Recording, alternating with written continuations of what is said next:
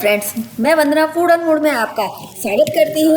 आज मैं आपके लिए पंजाब की फेमस रेसिपी राजमा मसाला, जिसे किडनी बीन्स भी बोलते हैं, उसकी रेसिपी लाई हूँ। और आज हम इसे बनाएंगे बिल्कुल देसी यानी कि यूपी स्टाइल में। तो इसी बात पर वीडियो को लाइक कर दीजिएगा और शेयर कर दीजिएगा, और मेरे चैनल को सब्सक्राइब करना ना भूलें।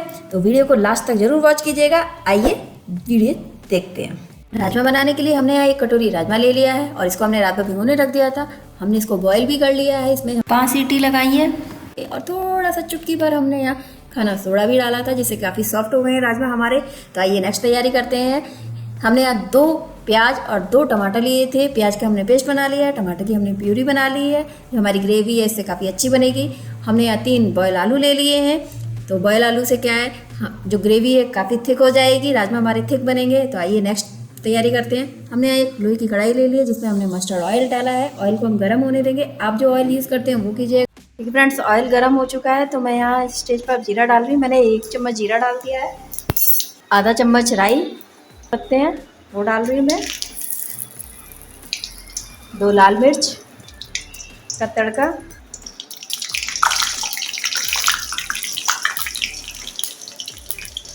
तो मैं प्याज का पेस्ट डाल रही हूँ।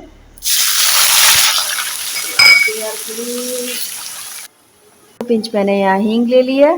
प्याज का जो कलर है वो चेंज हो चुका है।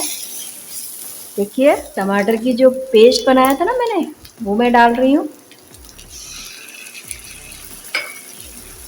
तो भी हम फ्रेंड्स, जब तक हमारा जो मसाला टमाटर फ्राई हो रहे हैं, तब तक हमने एक मसाला तैयार करी। इसमें मैंने हल्दी 2 चम्मच धनिया पाउडर और 2 चम्मच लाल मिर्च पाउडर लिया है। इसको हम अच्छे से पहले मिक्स करेंगे। तो ये हमने मिक्स कर दिया है। ये देखिए, उसमें हम थोड़ा सा पानी डाल देंगे, जिससे कि जो मसाले हैं वो अच्छे से मतलब एक घोल बना लेंगे, जैसे कि गांव में बनाते हैं मसालों का अक्सर जो घोल डालते हैं मिला करके।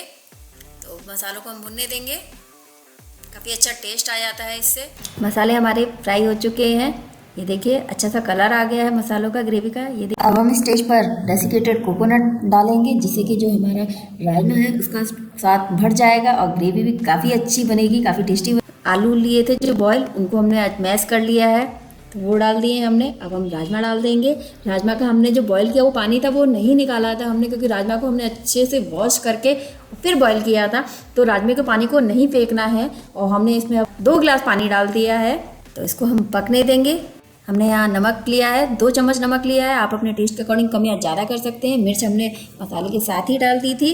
तो इसको हम पकने देंगे। ढक दिया है हमने, और इसको हम बीच में चेक भी करते रहेंगे। देखिए फ्रेंड्स, 7 मिनट हो चुके हैं।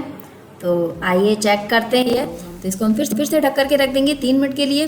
देखिए फ्रेंड्स, 3 मिनट हो चुके हैं, तो काफ़ी थिक हो गई है। अब हम यहाँ आधा चम्मच गरम मसाला पाउडर डाल रहे हैं, जिससे कि जो हमारी ये जो सब्जी है थोड़ी सी चटपटी बने। और ये देखिए, राजमा हमारे बन करके रेडी हो चुके हैं।